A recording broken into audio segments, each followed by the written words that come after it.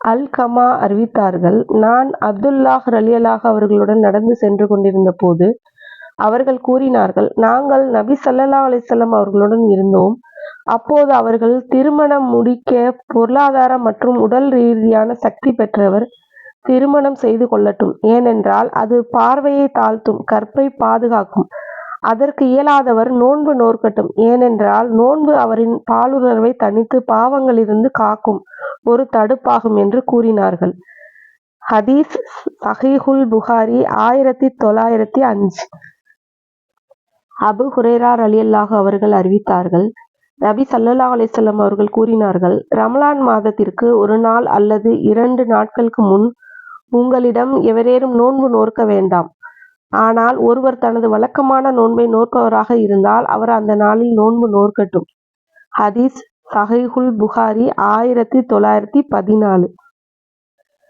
அனஸ் பின் மாலிக் ரலியல்லாஹு அவர்கள் அறிவித்தார்கள், நபி ஸல்லல்லாஹு அலைஹி வஸல்லம் அவர்கள் கூறினார்கள், சகர் உணவு உண்ணுங்கள். ஏனென்றால் சகர் உணவில் பரக்கத், அதாவது அருள், அபிவிருத்தி மற்றும் நன்மை இருக்கிறது.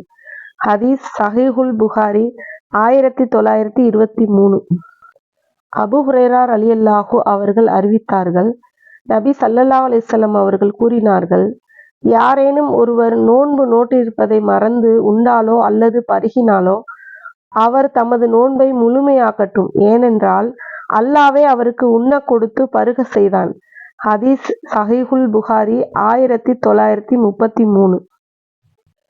நபிகள் நாயகம் ஸல்லல்லாஹு அலைஹி வஸல்லம் அவர்கள் துணைவியர் ஆயிஷா ரலியல்லாஹு அவர்கள் அறிவிக்கிறார்கள், ஹம்ஸா பின் அமர் அல்-அஸ் அலாமி ரலியல்லாஹு அவர்கள் நபி ஸல்லல்லாஹு அலைஹி வஸல்லம் அவர்களிடம், நான் ஒரு பயணம் செய்யும் போது நோன்பு நோற்கலாமா என்று கேட்டார்கள். அவர் அதிகமான நோன்பு நோற்பவராக இருந்தார்.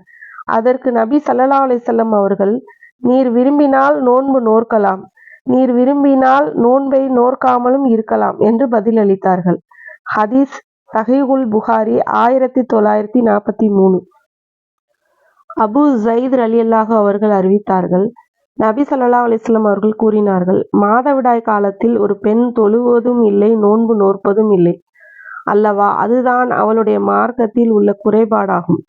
ஹதீஸ் ஸஹீஹுல் புகாரி 1951. ஆயிஷா ரலியல்லாஹு அவர்கள் அறிவித்தார்கள், அல்லாஹ்வின் தூதர் ஸல்லல்லாஹு அலைஹி வஸல்லம் அவர்கள் கூறினார்கள், யார் தம் மீது நோன்பு கடமையாக இருந்த நிலையில் மரணித்து விட்டாரோ அவர் சார்பாக அவருடைய பொறுப்பாளர், வாரிசு அல்லது நெருங்கிய உறவினர் நோன்பு நோற்க வேண்டும். ஹதீஸ் ஸஹீஹுல் புகாரி 1952.